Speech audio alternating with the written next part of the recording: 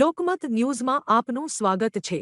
20મી ફેબ્રુઆરીથી ધોરણ 10 અને 12ની બોર્ડ પરીક્ષાઓનો પ્રારંભ થઈ રહ્યો છે। વડોદરા શહેર અને જિલ્લામાં આ વર્ષે કુલ 72,168 વિદ્યાર્થીઓ પરીક્ષા આપશે। ધોરણ 10ના 44,581 અને ધોરણ 12ના 28,087 વિદ્યાર્થીઓ માટે કુલ 267 કેન્દ્રો પર પરીક્ષાની વ્યવસ્થા કરવામાં આવી છે। જિલ્લા શિક્ષણાધિકારી કચેરીએ તમામ વિભાગો સાથે સંકલન બેઠક યોજી જરૂરી સુવિધાઓ સુનિશ્ચિત કરી છે। જેલમાંથી પણ 13 કેદીઓ પરીક્ષા આપવાના છે। શહેરમાં ચાલી રહેલી ડ્રેનેજ કામગીરીને કારણે કેટલાક માર્ગો બંધ હોવાથી વિદ્યાર્થીઓને સમયસર કેન્દ્ર પર પહોંચવા અડધો કલાક વહેલા નીકળવાની અપીલ કરવામાં આવી છે। રિક્ષા એસોસિએશન દ્વારા પણ વિદ્યાર્થીઓને સમયસર પહોંચાડવાની મદદની ખાતરી આપવામાં આવી છે। સામાન્ય રીતે જોવા જઈએ તો આગામી 26 ફેબ્રુઆરીના રોજ ગુજરાત માધ્યમિક અને ઉચ્ચતર માધ્યમિક શિક્ષણ બોર્ડ દ્વારા એસએસસી અને એચએસસી બોર્ડની પરીક્ષા લેવાના છે। જેમાં એસએસસીમાં 4 અને એચએસસીમાં 2 એમ કુલ 6 કેન્દ્રો ઉપર છે। 6 કેન્દ્રો ઉપર 72,668 જેટલા વિદ્યાર્થીઓ પરીક્ષા આપવાના છે।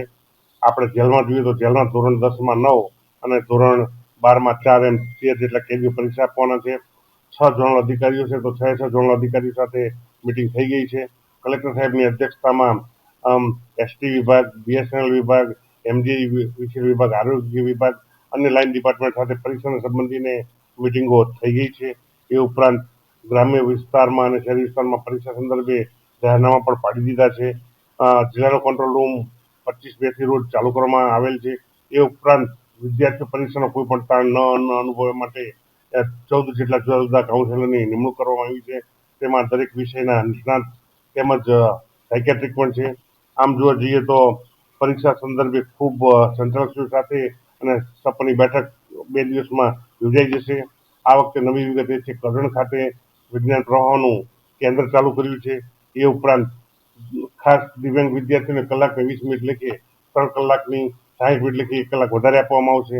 આમ શિક્ષણ વિભાગ, વહીવટી વિભાગ અને પોલીસ વિભાગ એસએસસી અને એચએસસી પરીક્ષા લેવા માટે કટિબદ્ધ છે।